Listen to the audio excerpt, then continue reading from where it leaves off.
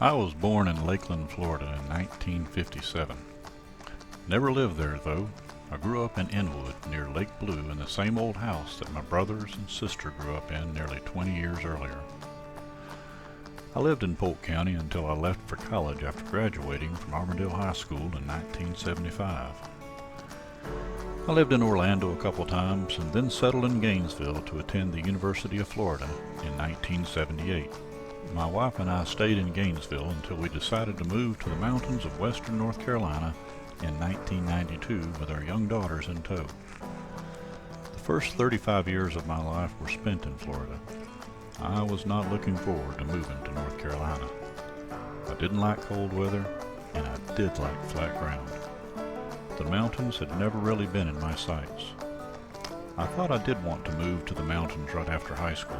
I attended Western Carolina University for 1 quarter. One cold, snowy, icy quarter, having to trudge up and down hills and mountains. The novelty wore off quickly, and I headed back for the comforts and warmth of home. Growing up, I spent a lot of time in the woods and swamps of Central Florida. I enjoyed hunting, fishing, and frog gigging. I loved to hike, go swimming and skiing, basically anything outdoors. That was my comfort zone. It didn't matter if it was in the daylight of the Sunshine State or the dark of night in the middle of green swamp. I was at home. I didn't fully realize the beauty of my surroundings until I left for the mountains. You see, the environment changed drastically for me.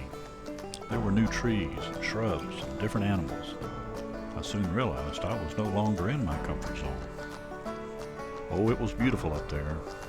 Bubbling creeks, big rivers, majestic mountains, waterfalls of every shape and size, and for a change of seasons. The only color change I was accustomed to seeing in Central Florida were the ever-changing greens, reds, and yellows of traffic lights as our post-Disney era brought more and more people to our communities.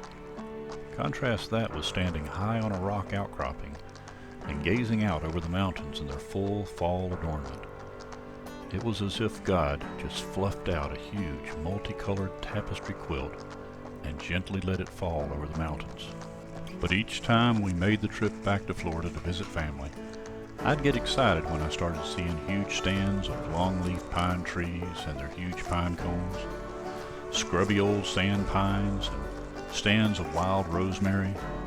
There were cabbage palms dotting the landscape, hundreds of lakes, small and large, especially as we neared our hometown of Winter Haven, famously known as the City of 100 Lakes. I would see pastures full of cattle, swamps filled with cypress trees, sawtooth palmettos, spreading live oaks. I loved seeing the trees draped in Spanish moss and, of course, citrus groves. Citrus was such a big part of our lives, and the sights and the smells of fresh citrus headed to the packing houses. The smell my mom brought home each night from standing all day in one of those hot packing houses. The smell of citrus pulp that lingered on my dad's clothing from his work at Minute Maid. And of course, that stop-you-in-your-tracks fragrance of orange trees in full bloom were deeply ingrained in my mind. These were the things of my youth. I always felt them drawing me back. I missed seeing pocket gopher mounds dotting the pastures, and gopher tortoises and their burrows which were once so plentiful. Heck, I even missed alligators and armadillos. There were a few things, though, that I didn't miss. I didn't miss mosquitoes. I didn't miss fire ants. I didn't miss deer flies. And I didn't miss no-see-ums, whether they were real or perceived. And I didn't miss sand spurs or gnats. Recently, my family and I took a vacation and spent some time back in the mountains of North Carolina. It's funny, we lived there for 12 years, and now when I go back, I find myself reminiscing over many of those things that I grew to love about the mountains. My in-laws' place is fairly remote and remarkably quiet.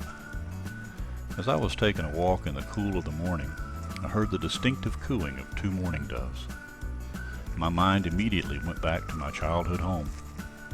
Back in the early 60s, even our little neighborhood in Inwood was pretty darn quiet in the mornings. I remember hearing that same sound as a child and thinking that it was an owl. I learned what they were before too long, but my point is that I've lived in more congested areas for so long, with all the sounds and busyness of life, it's easy to miss something as calming and soulful as a dove's call. Sitting on the front porch as the sun made its final drop over the mountains, you could see the first few flickers of lightning bugs in the summer evening. In short order, it seemed the sky became filled with flashes of light. Since we were sitting up in the mountains and staring down across the open field, the numbers were impossible to count. I remembered seeing lightning bugs growing up back home, but never to this magnitude. Like the cooing of the dove, there is something calming about the silent light show God provides on a nightly basis. Many people never get a chance to spend time in a truly remote area on a cloudless and moonless night. In the neighborhood around our house in Inwood in the 60s, there were no streetlights. After dark, there were very few cars. I remember lying in the yard or on my old trampoline and marveling at the number of stars. But all that changed over time as more and more lights came into the neighborhood. Now most of us live in more urban areas where the intrusion of man-made lights greatly diminishes our ability to see the magnitude of the stars. Walking from the front porch to the front yard and spending a little time gazing toward the heavens is an awe-inspiring event. You wonder, where did all these stars come from? You can actually see the Milky Way. Of course, you soon realize that they were there all along. They were simply hidden from our sight.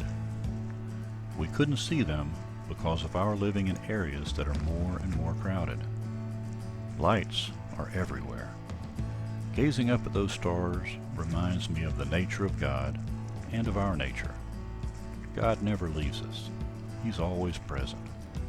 But we get busy, we fret and worry, we fear the darkness around us, sensing the need to always be near the perceived safety of lights. We take our eyes off God and feel that He's left. But it's often in our darkest of moments that we can truly sense His presence. Like the stars, He is there. He hasn't moved. We have. We are reminded more than once in Scriptures to seek and you will find. I hope you're seeking Him. Blessings.